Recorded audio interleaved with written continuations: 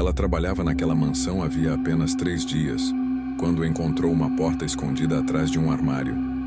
O problema não era aquela estranha porta, era descobrir que alguém respirava do outro lado, mesmo a casa estando completamente vazia. Quando Elisa conseguiu emprego para limpar uma antiga mansão isolada no alto de uma colina, achou que finalmente sua sorte havia mudado. O salário era alto demais para um trabalho aparentemente simples. O proprietário nunca aparecia. As instruções chegavam apenas por mensagens. Havia apenas uma regra: nunca limpar o terceiro andar. No primeiro dia, tudo parecia normal. Objetos antigos, quadros enormes, relógios que tocavam sozinhos, madeira rangendo por toda parte. Nada além do esperado para uma casa centenária. Mas no segundo dia, ela começou a notar algo estranho. Sempre que terminava de limpar um cômodo e voltava alguns minutos depois, encontrava pegadas molhadas atravessando o piso recém-limpo. Pegadas descalças, grandes demais para serem dela. Ela pensou que fosse algum vazamento, até perceber que as marcas simplesmente desapareciam antes de chegar à parede, como se quem tivesse caminhado ali tivesse evaporado. No terceiro dia, enquanto limpava uma biblioteca enorme, resolveu afastar um velho armário para tirar a poeira acumulada. Foi então que encontrou uma pequena porta de madeira escondida atrás dele, sem maçaneta, sem fechadura. Apenas um pedaço de metal enferrujado. Curiosa, empurrou. A porta abriu lentamente. Do outro lado havia apenas um corredor estreito completamente escuro.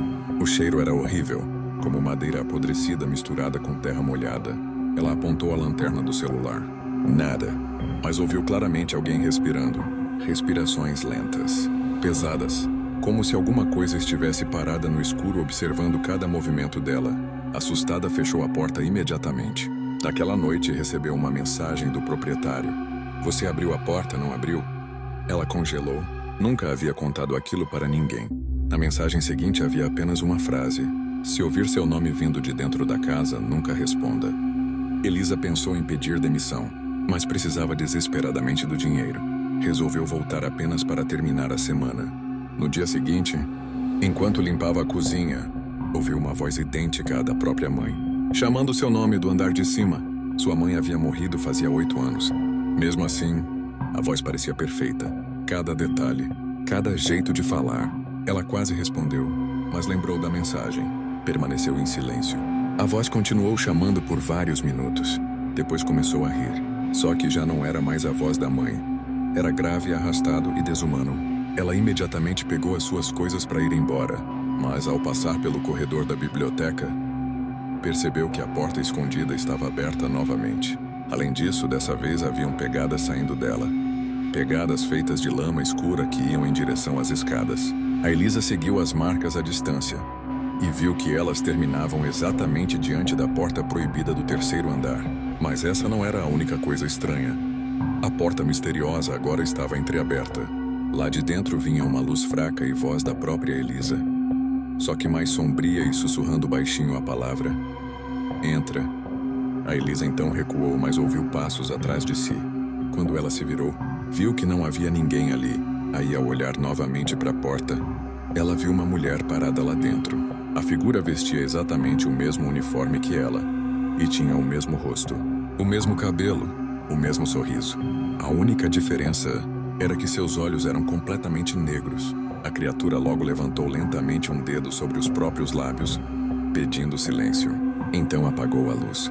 Na manhã seguinte, o proprietário chegou pela primeira vez à mansão. Ele encontrou toda a casa impecavelmente limpa, como nunca encontrou antes. Mas a Elisa jamais foi encontrada. Ela deixou apenas uma carta com esse relato em cima da mesa da cozinha. Desde então, toda empregada contratada para aquela mansão recebe apenas uma regra: nunca abrir a porta escondida.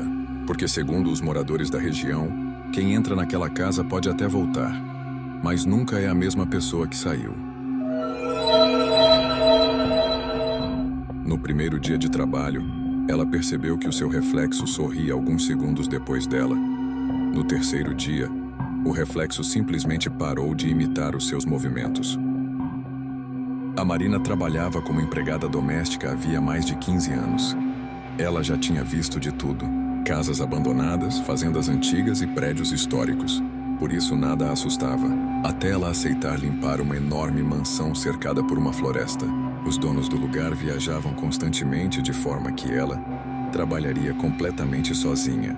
Logo na entrada, a doméstica encontrou um bilhete. Nele estava escrito que, se algum espelho refletir algo diferente de você, cubra-o imediatamente. Ela sorriu, achando que fosse alguma brincadeira. Até porque a casa possuía dezenas de espelhos antigos. Tinha no corredor, tinha nos quartos e nas escadas. Na sala principal havia um espelho gigantesco, que ocupava praticamente uma parede inteira. Ela ignorou tudo e começou a limpar. E o dia ia passando normalmente, até ela passar novamente pelo corredor principal. Por um segundo, o seu reflexo demorou um instante para repetir seus movimentos. Foi tudo muito rápido, quase imperceptível. Por isso ela ignorou. No dia seguinte, aquilo aconteceu outra vez. Enquanto ela passava pano na sala, percebeu que o seu reflexo continuava olhando diretamente para ela, mesmo depois da mulher baixar a cabeça.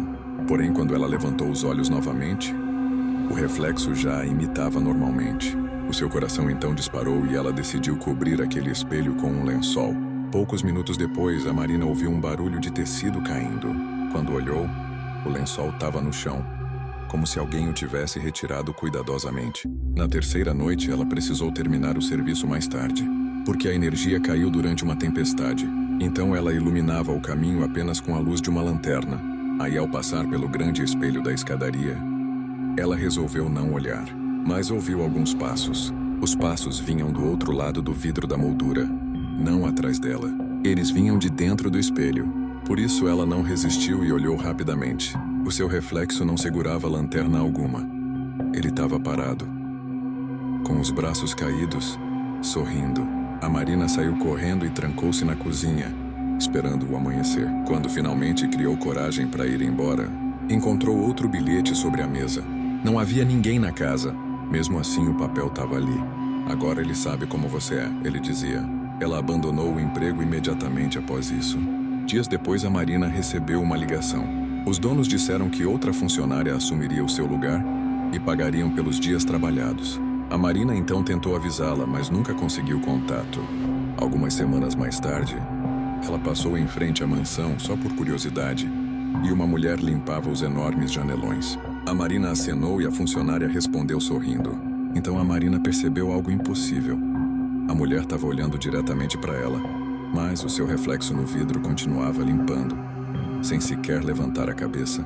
Naquela noite em casa, a Marina entrou no banheiro para escovar os dentes e, ao erguer os olhos para o espelho, o seu reflexo permaneceu imóvel, observando com aquele mesmo sorriso. Lentamente ele escreveu no vidro: "Finalmente encontrei você."